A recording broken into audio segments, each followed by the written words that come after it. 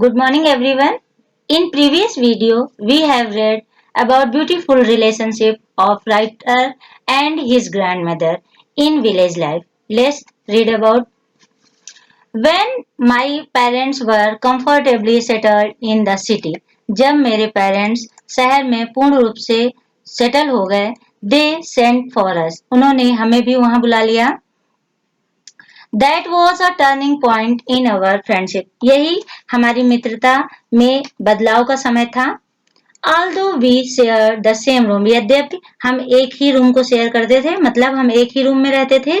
My grandmother no longer came to school with me. मेरी दादी मेरे साथ स्कूल नहीं आती थी.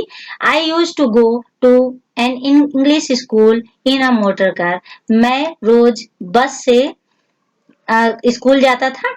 There were no dogs in the streets, and she took to feeding sparrows in the courtyard of our city house. Writer कह रहा है कि जैसा कि गांव में होता था, जब दादी स्कूल छोड़ने जाती थी तो अपने साथ कुछ चपाती ले जाती थी कुत्तों को खिलाने के लिए. अब यहाँ शहर में कोई कुत्ते नहीं थे, इसलिए वो आंगन में ही बैठकर स्पैरोज को चुगाती थी. As the years rolled by, we saw less of each other. जैसे जैसे समय बीतता गया, हम दोनों एक दूसरे को बहुत कम देखते थे. For some time, she continued to wake up and get me ready for school. कुछ समय तक वो मुझे जगाती थी और मुझे स्कूल के लिए तैयार करती थी. When I came back, जब मैं वापस आता था, she would ask me what the teacher had taught. वो मुझसे पूछती थी कि टीचर ने मुझे क्या पढ़ाया. I would tell her, मैं उसे बताता था इंग्लिश वर्ड्स, इंग्लिश के शब्द and little things of western science, थोड़ी सी चीजें पाश्चात्य विज्ञान के बारे में, एंड लर्निंग शिक्षा के बारे में, द लॉ ऑफ ग्रेविटी गुरुत्वाकर्षण के नियम के बारे में, आर्किमिडीज प्रिंसिपल्स आर्किमिडीज के सिद्धांत के बारे में, the world being round etcetera, या फिर दुनिया गोल है. दिस मेड हर अनहैप्पी, यह उसे अप्रसन्न करती थी. She could not help me with my lessons, क्योंकि अब वो मेरे पाठों में या मेरी पढ़ाई में कोई मदद नहीं कर सकती. She did not believe in the things they taught at the English school and was distressed that there was no teaching about God and the scriptures. ये उसको बहुत ज्यादा परेशान करती थी क्योंकि इंग्लिश स्कूल में जो कुछ भी पढ़ाया जाता था वो उसे अच्छा नहीं लगता था, और इंग्लिश स्कूलों में ईश्वर या हमारे धर्म ग्रंथों के बारे में कुछ भी नहीं पढ़ाया जाता था. वन डे, एक दिन, आई अनाउंस्ड, मैंने घोषित किया, that we were being given music lessons, कि हमें संगीत का ज्ञान भी दिया जाएगा. She was very disturbed, वो बहुत ज्यादा परेशान थी. To her, उसके लिए, music had delude association, उसके लिए संगीत की शिक्षा सम्माननीय चीज नहीं थी. It was the monopoly of harriets and beggars and not meant for gentle folk. उसका मानना ये था कि संगीत जो है ये भाट या भिखारियों के लिए है, ये सभ्य लोगों के लिए नहीं है. She said nothing, but her silence meant disapproval. उसने कुछ नहीं कहा, लेकिन उसकी चुप्पी उसके डिसअप्रूवल को दर्शाती थी. She rarely talked to me after that. वो मुश्किल से बहुत कम मुझसे बात करती थी या कभी कभी मुझसे बात करती थी उसके बाद. When I went up to university, जब मैं यूनिवर्सिटी गया, I was given a room of my own. मुझे अपना स्वयं का एक कमरा दे दिया गया. The common link of friendship was snapped. अब हमारी मित्रता का जो साधारण लिंक था वो भी धीरे अब हमसे छिन चुका था.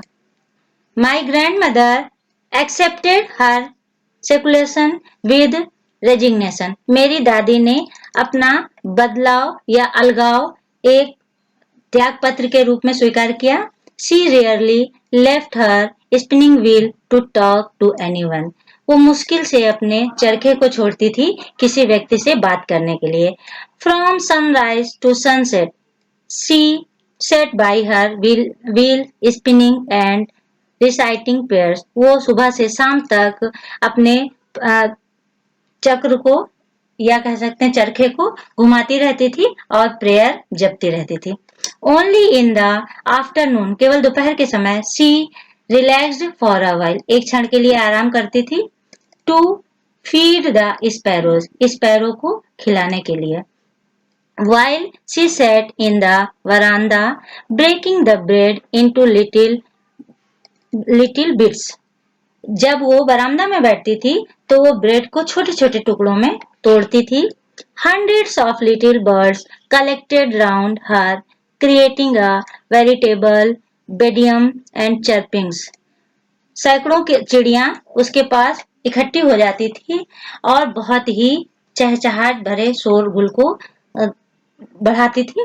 Some came and paused on her legs. कुछ आकर के उसके पैर पर बैठ जाती थी.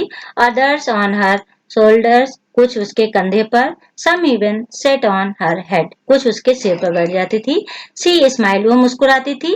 But never shooed them away. उन्हें लेकिन उसने कभी भी भगाया नहीं. It used to be the happiest half hour of the day for her. यही आधा घंटा उसके दिन का सबसे प्रसन्न क्षण होता था. When I decided to go abroad for further study, जब मैंने निर्णय लिया अब्रॉड जाने का अपनी आगे की शिक्षा के लिए, I was sure my grandmother would be upset, कि मेरी दादी अपसेट होंगी. I would be away for 5 years, क्योंकि मैं 5 साल के लिए बाहर जा रहा था. And at her age, one could never tell. But my grandmother could. उसकी एज में अगर मैं होता तो मैं भी शायद ये ना करता जो कि उसने किया.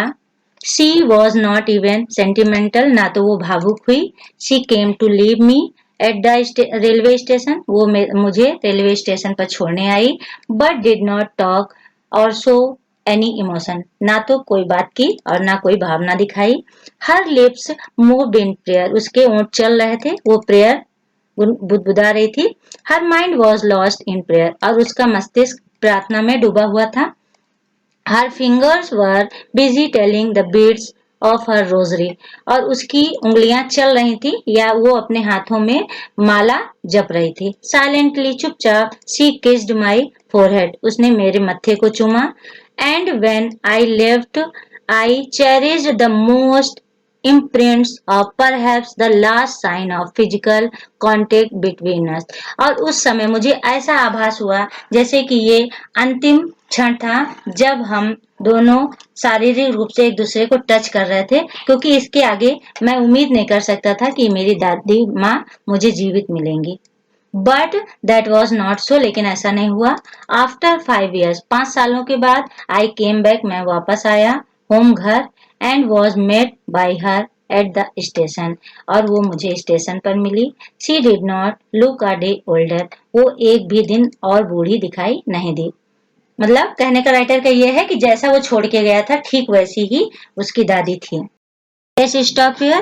We will study what happened next in next video. Till then, keep learning and keep sharing.